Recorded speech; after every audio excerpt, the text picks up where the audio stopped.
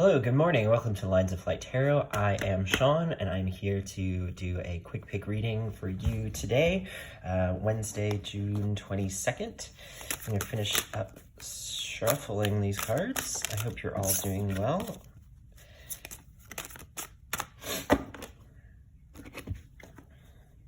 So we move into, I guess, technically the second day of summer. All right, here we go. Awesome. Nine of Cups. Nine of Wands. Three of Wands. And the Five of Swords on the bottom. So the Nine of Cups, nine, we have two nines here. So 9 is before 10. It is the penultimate card. So it is, burgeoning is the word that comes to mind. It's brimming. So if we think of a cup where you can like fill up the liquid all the way to the brim, and then this is like a scientific term and I can't remember the name of it, but where it sort of exceeds the capacity and is burgeoning outwards and appears to be kind of defying gravity before it finally spills over the side. So that is the feeling of the 9. And in the 9 of Cups, it's often talked as a wish card or wish fulfilled. So it is this burgeoning of intuition and feeling and emotion. But it's a very lucky card. So there is some good luck coming in for you today.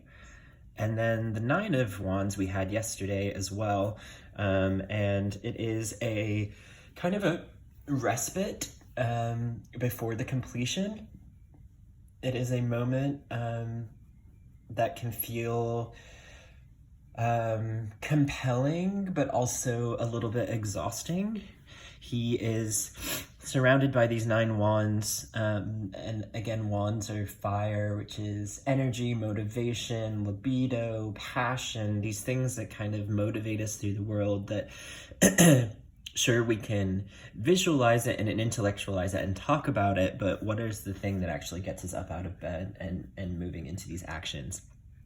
And so the 9, it's been a lot of this energy for a while. So when he gets to 9, there's this feeling that the wands are kind of protecting him, and he's just focusing on this one thing, this one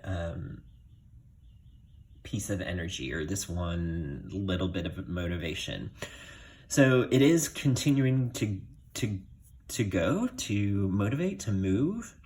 But there's also this kind of like moment of respite, and there's these leaves growing out of the wands. So there's also this sense of like planting something, or like watching something grow.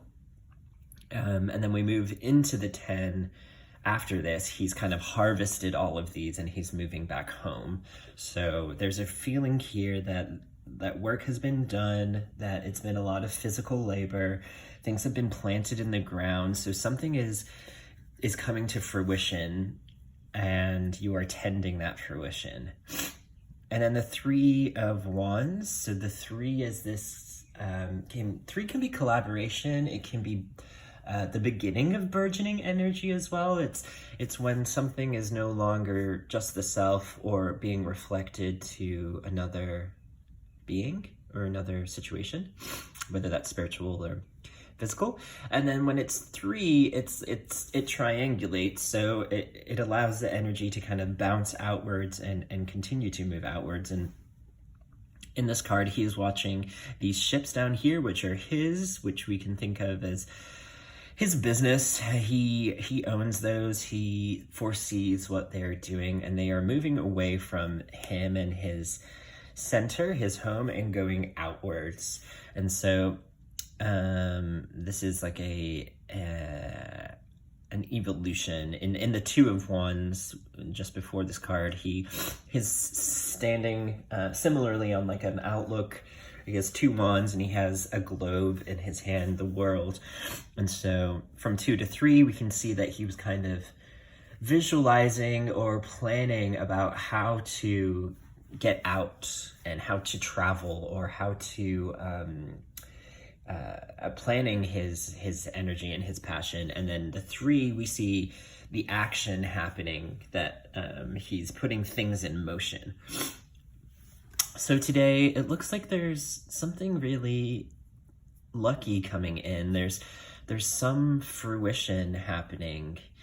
So some sort of information or some feeling or some intuitive message is going to come to you today, which will support you in your grounding of your passion and the tending to your garden, tending to your garden of passion, and guarding it, and taking the time here to just kind of reflect and to accept and know that it's hard work and that you have done a lot of hard work, and it is being grounded and rooted and it is growing, but that doesn't mean that you can let go of it all. You still have to hold on and still continue to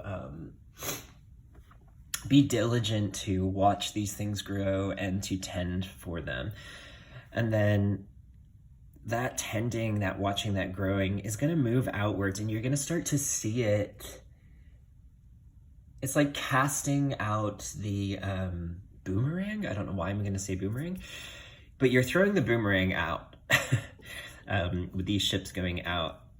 And with that action, there's the obvious action that it will come back to you. So something lucky is going to happen today, some sort of message, some sort of clue that you will receive intuitively or through some emotional response that affirms you in your passion and what you're doing, and you will see that start to move outwards into the world. And then the 5 of Swords, this is interesting. Doesn't feel congruent, but the 5 of Swords is 5 is conflict.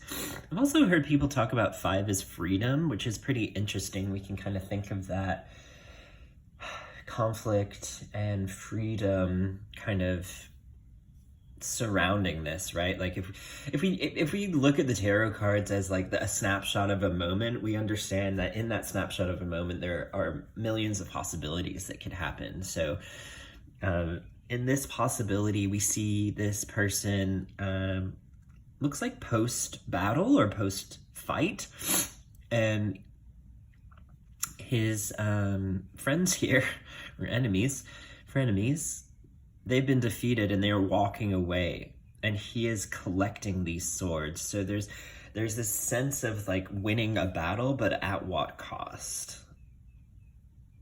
So what does that mean here? Intellect, communication. So there's some sort of maybe verbal match or like some intellectual sparring that is happening in your life. Perhaps it is in defense of this process and this action that is happening. And I mean, it's not a positive card, but it's not the worst. The blue background in the back gives me the sense that it's spiritual of some sort, that it's not dark. I mean, there are some gray clouds, so there is this sense of like, not everything can be peachy, and that there is going to be conflict, there is going to be tension, but on this day, it looks like it's working in your favor, and that you may have to be sharp-tongued, or you may have to defend this process here and this action.